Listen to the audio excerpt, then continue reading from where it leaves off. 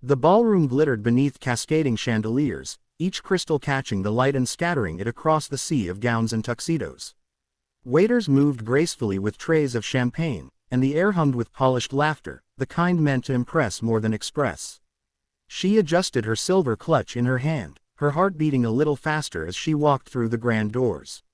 Tonight was her husband's event, a night meant to showcase his influence, wealth, and carefully crafted image of power. As his wife, she expected to stand proudly beside him, to share in the prestige of the moment. But from the moment she stepped inside, something felt off. Eyes flicked toward her, some curious, some pitying. The whispers began immediately, muffled behind fans and champagne glasses. She straightened her back, lifting her chin with practiced elegance, though unease pricked the edges of her confidence. Her husband stood at the far end of the room, surrounded by a circle of dignitaries, his booming laughter echoing above the music. For a brief moment, their eyes met, and she expected his smile to widen with acknowledgement. Instead, his gaze slid past her as though she were an uninvited guest. Determined not to falter, she crossed the polished floor toward him, her heels clicking in steady rhythm. A staff member, clipboard in hand, intercepted her. "Mrs. Grant." His tone was hesitant, almost apologetic. "Mr. Grant has requested that you be seated, over there." He gestured toward a small table near the back, far from the glittering stage where all the important guests mingled. She blinked, certain she had misheard. "Excuse me, that must be a mistake." The man shuffled nervously. "I'm sorry, ma'am, but those were his instructions." Heat rushed to her face, but years of poise and self-control held her features steady.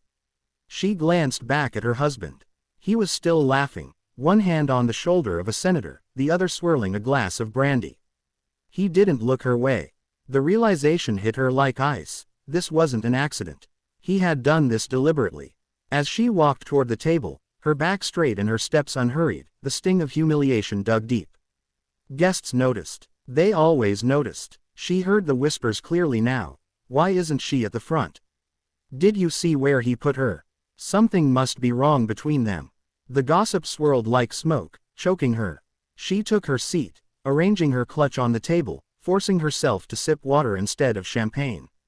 If she faltered, if she let her emotions betray her, they would devour her alive. On stage, her husband took the microphone, basking in the applause as he welcomed everyone to his gala. Every word he spoke dripped with authority, every smile carefully placed. He thanked his colleagues, sponsors, and partners, but not once did he mention his wife. Not once did he acknowledge her presence. It was as though she had ceased to exist in his world. She sat perfectly still, her expression composed, but inside her pride burned like fire. Memories of their years together flashed before her, the sacrifices she had made to support his career, the nights spent planning events by his side, the countless times she had polished his reputation in the public eye. And this was her reward. To be silenced, sidelined, and humiliated. A waiter passed by, offering champagne. She declined with a polite smile, though her pulse thundered in her ears. She would not give him the satisfaction of seeing her flustered. If anything, she would turn this humiliation into fuel. She watched him from across the room, laughing, basking, believing she was powerless. He had no idea how wrong he was. Every slight, every whisper, every camera flash capturing her isolation only deepened her resolve. Tonight, he thought he had stripped her of dignity. But tonight would become the seed of something greater. Something that would shift the balance of power in ways he could not even imagine. She lifted her chin, her eyes glinting beneath the chandeliers. Let them whisper. Let him gloat. Soon, it would be her turn.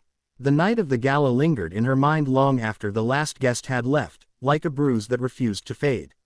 For days, she replayed the humiliation, his smirk as she was tucked away at the back, the whispers, the sting of being invisible in a room where she had once stood as co-host. But with every recollection, her shame hardened into something sharper. If her husband thought he had silenced her, he had underestimated her more than she ever imagined. In the quiet of her study, she began laying the foundations of a plan.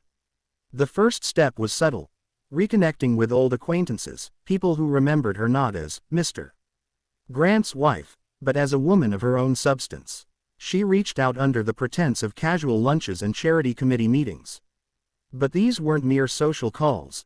They were opportunities to listen, to learn who felt disillusioned with her husband's arrogance, and who was hungry for new partnerships. Her charm worked in ways he had long forgotten. Unlike him, she didn't boast or bully her way into agreements. She listened carefully, spoke with grace, and built trust brick by brick. One luncheon turned into 3. One conversation opened the door to a discreet investor. Before long, she had assembled a quiet but formidable network: business owners, philanthropists, even a few political figures, all intrigued by her vision for something different, something less self-serving than her husband's vanity projects. Late at night, when the house was still and her husband was away in his office or out entertaining clients, she pored over contracts, sponsorship proposals, and financial plans. Her desk filled with neatly organized binders, each one a step toward independence. She had once thought her life's purpose was to support his empire, but now she saw the truth. She had the intelligence, the connections, and the resolve to build her own. Her first real test came when she was invited to a private gathering hosted by one of the city's wealthiest philanthropists, a woman who had discreetly voiced her admiration after the gala. "You handled yourself with such grace," she had said, her eyes sharp with recognition. "Many women would have stormed out in tears. But you didn't. That told me everything I needed to know." At that gathering, surrounded by polished wood and candlelight, she was no longer the sidelined wife. She was the center of attention, every word she spoke commanding respect. She laid out her ideas for future events, initiatives that focused not just on prestige but on meaningful impact. The room listened, nodded, and most importantly, pledged their support. When she left that night, she carried more than promises, she carried momentum. Back at home, she moved with careful discretion. Her husband remained oblivious, consumed by his ego and his own pursuits. When he boasted about his upcoming events and laughed about how the gala had put her in her place, she only smiled faintly, letting him believe he had won. Inside, however, she was piecing together something far larger. Each passing week saw her influence grow. She secured key sponsorships under her own name, arranged meetings in her own right, and gained the trust of organizations her husband had alienated with his arrogance. Slowly, the image of her as a silent, sidelined wife began to crumble, at least in the circles that mattered. But she didn't rush. She knew timing was everything. She wanted her revelation to land where it would hurt most, in the spotlight he so desperately craved. The stage where he expected to stand tallest would become the stage where she eclipsed him entirely. And so she waited, nurtured her alliances, and built her foundation brick by careful brick. Her husband had stripped her of dignity in front of hundreds, but she was about to claim something far more valuable. She was preparing not just for vindication, but for transformation. Every evening, as she looked into the mirror before bed, she no longer saw the woman who had sat humiliated at the back of the gala. She saw the architect of her own destiny, sharpening her resolve for the day she would step forward and claim her place, not beside him, not behind him, but ahead of him. That day was coming sooner than he would ever imagine. The night of the second gala arrived, bigger and grander than the last. The venue was dripping in opulence, velvet curtains cascading from gilded arches, a string quartet playing in the corner, and a crowd buzzing with anticipation. Guests in diamond jewelry and tailored tuxedos filled the room, eager to witness another one of Mr. Grant's self-glorifying spectacles. Cameras flashed as reporters scribbled notes, capturing every detail of the event. Her husband moved through the crowd like a king in his court. His booming laugh rose above the music, his arm draped around allies and investors. Every so often, he leaned in close to a guest, lowering his voice just enough to make the conversation feel conspiratorial, exclusive. He basked in their attention, soaking up the praise as if it were his birthright. Tonight, he believed, was his crowning achievement, the event that would cement his reputation as a force in business and society. She arrived quietly, slipping into the room with understated elegance. A sleek black gown hugged her figure, her hair swept back to reveal diamond earrings that glittered under the chandeliers. This time, she didn't approach her husband. She didn't need to. She greeted guests with warmth, receiving polite nods, though most eyes shifted back toward the man of the hour. To them, she was still the silent wife, tolerated but unnecessary. And that was exactly what she wanted them to believe. As the evening unfolded, The program followed the same predictable arc: speeches from minor sponsors, a musical performance, and a carefully orchestrated build-up to the grand announcement of the lead sponsor. Everyone knew that title was the jewel of the night, the name that would be plastered on banners, splashed across magazines, and associated forever with success. Her husband was glowing, chest puffed with confidence as he prepared to take the stage. He had spent weeks boasting about the anonymous backer who had come forward with unmatched generosity. In his mind, the mystery sponsor was his crowning endorsement, another feather in his cap. He had dropped hints to everyone, basking in their envy and speculation, never once suspecting that the surprise would turn against him.